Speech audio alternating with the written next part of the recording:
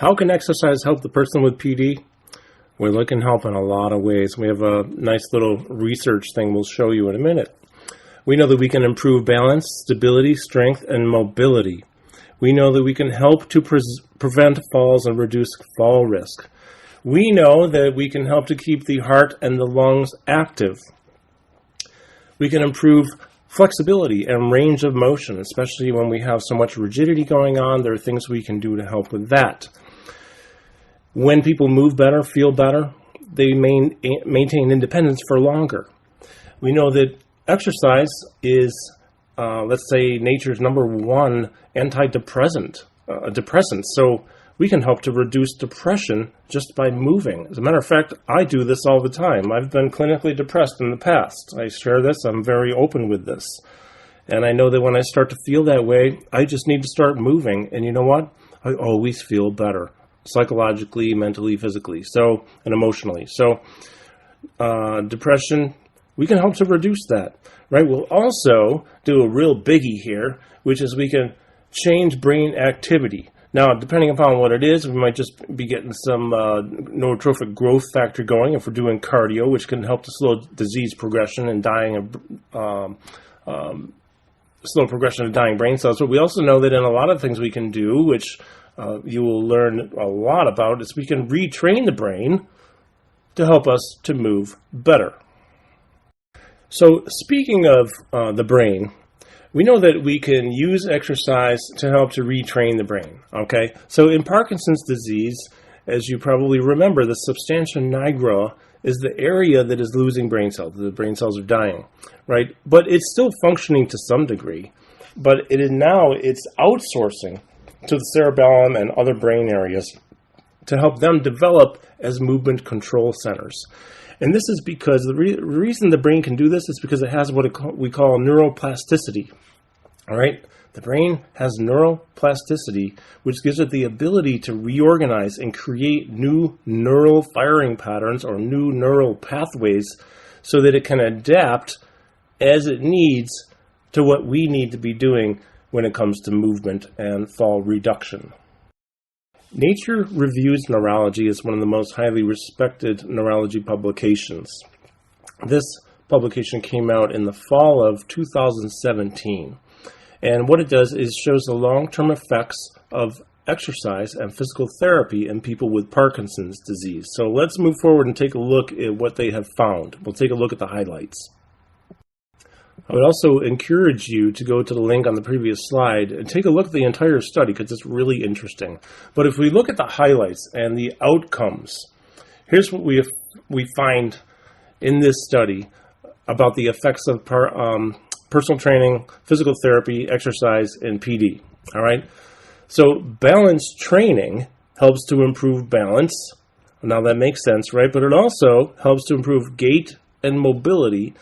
And it was shown to reduce falls for up to 12 months after completion of the treatment. Okay, well, we would hope that whenever we see this completion of treatment, that actually people never stop working out, training, doing balance training, gait training, muscle training, everything, because we want them to continue this so that they don't start to decline in their movement. All right, so, but for the sake of the study, there was a completion of treatment. And these are the outcomes. Gait training improved gait performance and the capacity of walking. So being able to walk more, walk better for up to 6 months after training. There was, extended progressive strength training improved muscular strength for up to 2 years afterwards. And then the aerobic endurance training showed to increase walking capacity, so the capacity for walking, for about 6 to 16 months.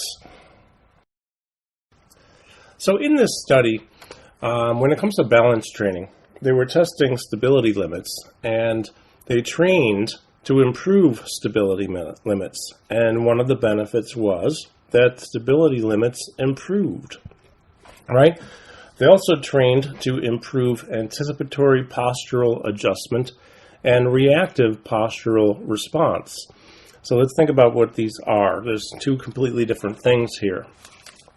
Remember, they trained with these items in mind, these types of things in mind, and they also realized benefits in each of these areas that are listed on the slide.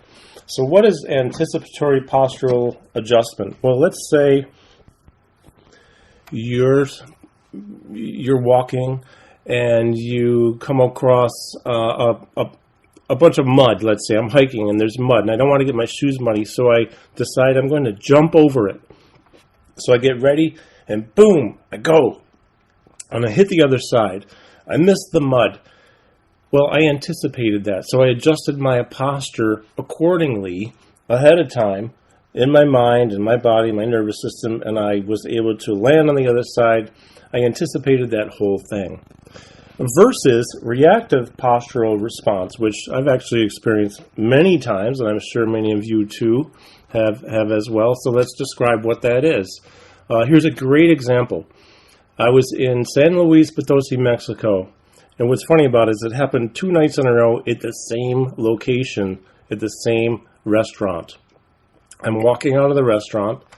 I didn't see the curb, and there was a step down. I didn't see it. Both nights, same spot. Well, I didn't see it, so what do you think happened? My body went down to the next level, about 4 or 5 inches. Well, that was a surprise.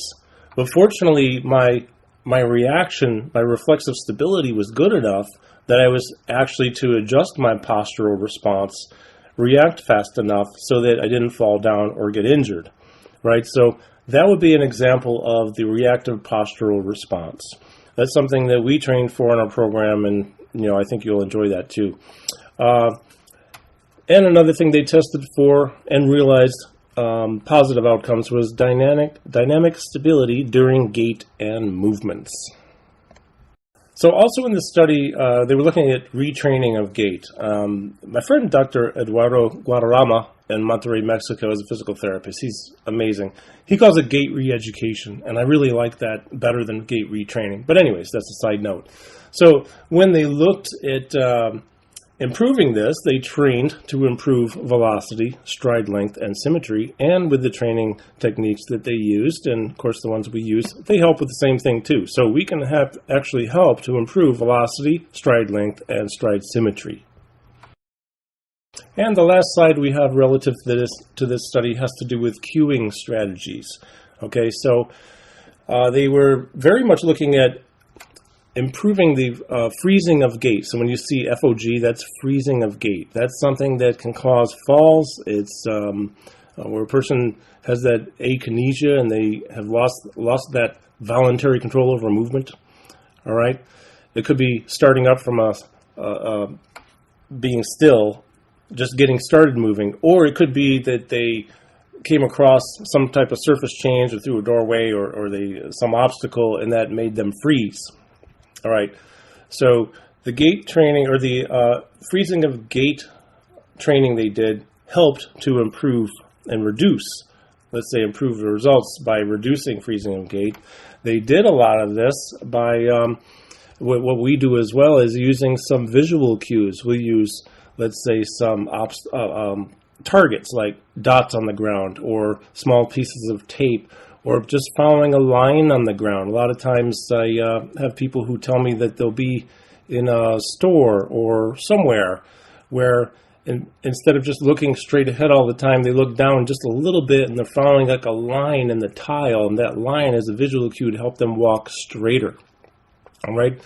We have also done work with, and in this study they did work with rhythmic auditory cues. It could be a song with a beat that's appropriate for one step per beat and helps to even out the stride, because an even stride is going to help you move better instead of a shuffly stride.